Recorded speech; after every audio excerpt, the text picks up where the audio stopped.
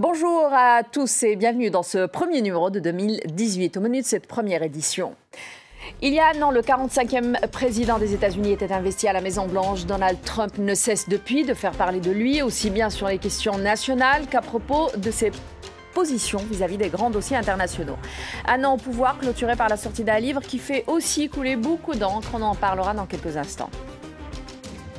Nous irons ensuite en Espagne pour faire le point sur la situation en Catalogne où se tiendra le 17 janvier la première séance du Parlement régional pour entamer les discussions qui mèneront à l'investiture du futur président du nouveau gouvernement régional. Ça sera en deuxième partie de Demain à la Une. Bonjour donc et bienvenue avec nous. J'ai le plaisir d'avoir avec moi pour cette première de cette nouvelle année notre éditorialiste de France 24 en français. Bonjour Gauthier Rybinski. Bonjour Aziza. Merci d'être avec nous. Et notre collègue anglophone cette fois-ci, Douglas Hervert. Bonjour. Bonjour. Merci et bonne année à tous les deux aussi d'ailleurs. Le 20 janvier coïncidera donc avec le premier anniversaire de l'investiture du 45e président américain Donald Trump. Un président qui a fait écouler beaucoup d'encre depuis son arrivée à la Maison-Blanche. L'occasion pour nous de faire le point sur cette année au pouvoir, mais surtout sur les défis à venir. Je commence donc avec vous, Douglas, et avec l'une des grandes actualités. C'était la sortie de ce livre sur Donald Trump, Le feu et la fureur, Trump à la Maison-Blanche. C'est un livre du journaliste chroniqueur, parce que lui-même dit qu'il n'est pas journaliste, Michael Wolff. La sortie en France est prévue, pour le dire juste, fin février. C'est chez Robert Laffont. Un livre qui raconte les coulisses de la présidence et de cette première année de Donald Trump. Et c'est pas très glorieux, on peut dire. Non, c'est le moins qu'on puisse dire. En fait, on aurait pensé avoir tout vu dans cette administration, mais c'est vraiment ici, voici, du jamais vu. Dans l'histoire moderne des États-Unis, à peine au bout d'une année de présidence de Donald Trump, il paraît un livre qui a provoqué une telle tempête politique telle qu'on n'a jamais vu vraiment. Michael Wolff, c'est vrai qu'il n'est pas réputé pour sa rigueur aux États-Unis, mais moi je dirais, ayant lu la plupart de ce livre, je n'ai pas encore terminé, je vais avouer, en fait j'ai l'impression que même si une infime partie de ce livre est vrai ou vraisemblable, c'est déjà quelque chose d'énorme, de surréaliste.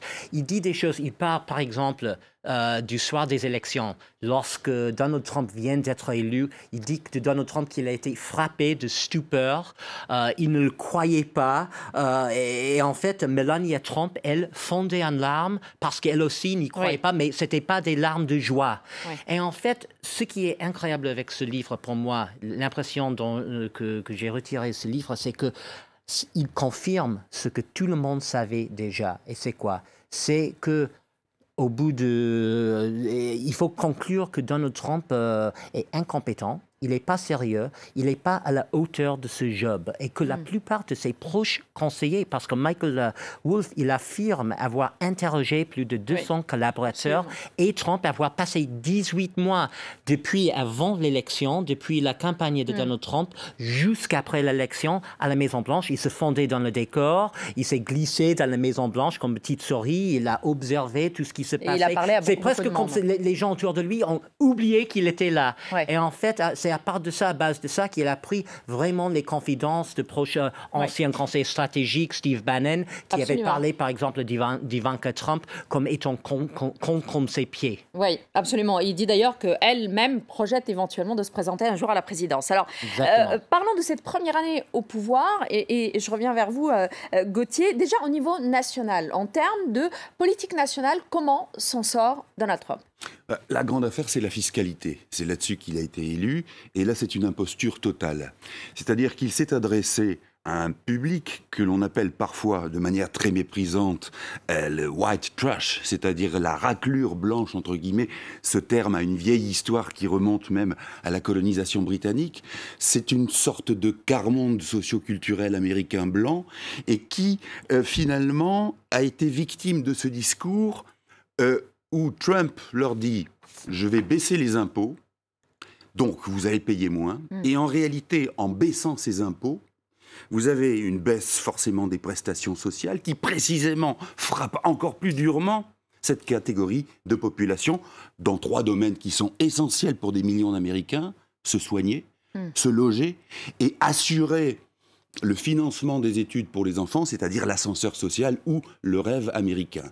Et le problème est le suivant, je parlais d'imposture, C'est Lyndon Johnson, le président américain qui avait été élu en 64, si ma mémoire est bonne, qui disait « Dites à un blanc le plus médiocre qu'il vaut mieux que le plus talentueux des Noirs, et il sera d'accord pour que vous lui vidiez les poches. » Et c'est ce qu'est en train de faire Donald Trump, c'est de vider les poches des pauvres, alors que lui-même est issu d'une élite riche, tout en faisant croire qu'il est là pour soutenir précisément cet électorat. Et c'est la base de l'idée de la suprématie blanche, en bien fait. Sûr. Voilà, faire croire au oui. Alors, pas très loin d'ailleurs de ça, il y a le thème de l'immigration qui est très important, sur lequel Donald Trump a fondé une grande partie de sa campagne. Et puis on voit ses dernières déclarations où il parle de Haïti, entre autres, et de certains pays africains, je pense que c'était avec des élus à la Maison-Blanche, où il a parlé, pour être correct, de pays de merde, mais c'est un peu plus et c'est grave pas trop que ça correct, d'ailleurs.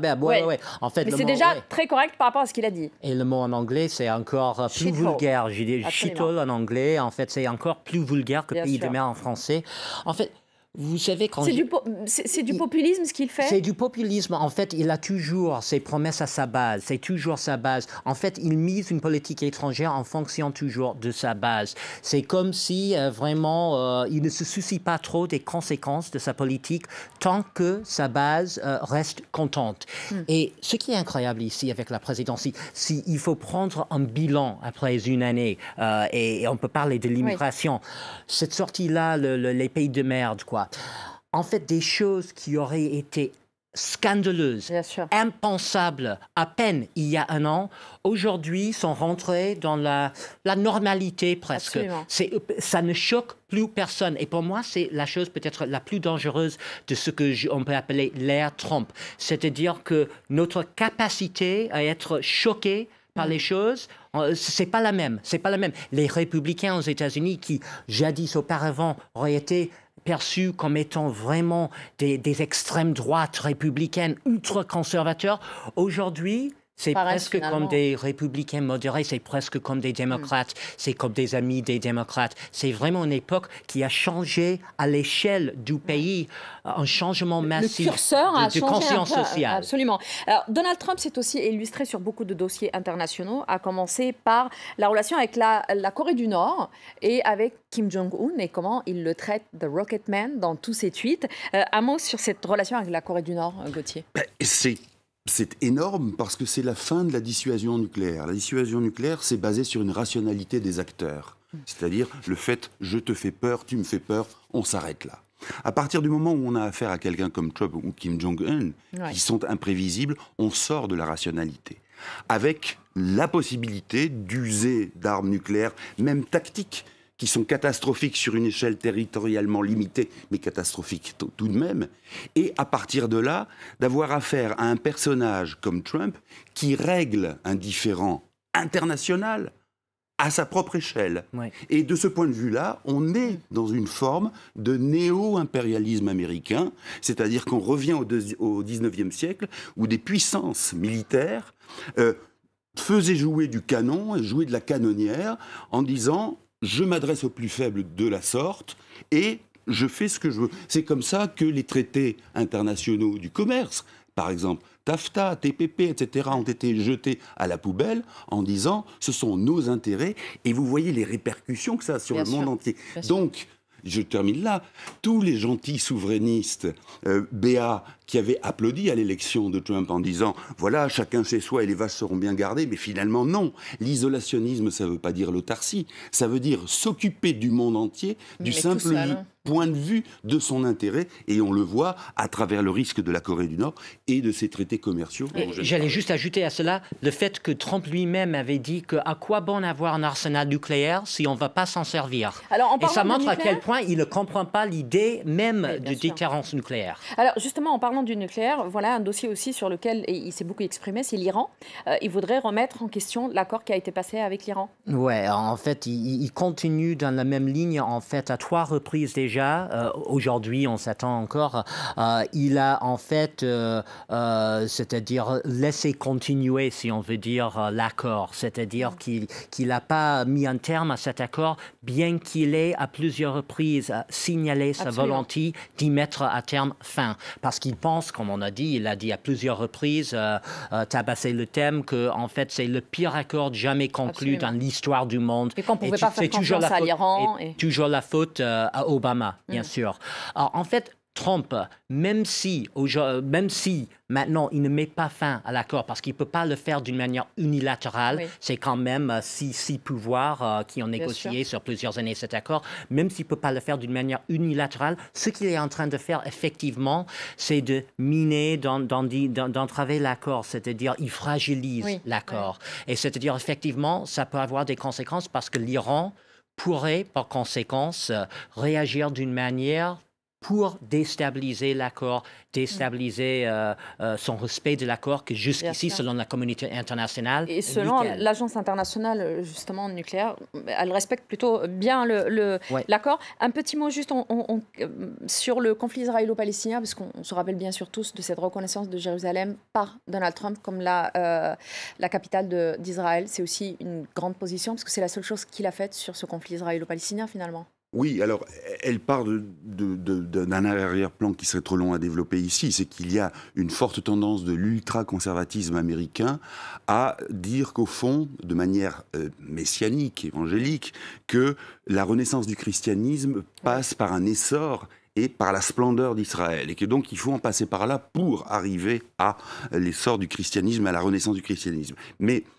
il y a un plan que Stephen Bannon avait suggéré, de manière un plan hallucinant, et qu'on sort des tiroirs et des vieux placards, et qui consisterait à confier, à remettre la Cisjordanie à la Jordanie et Gaza à l'Égypte, et le conflit israélo-palestinien disparaîtrait comme par magie.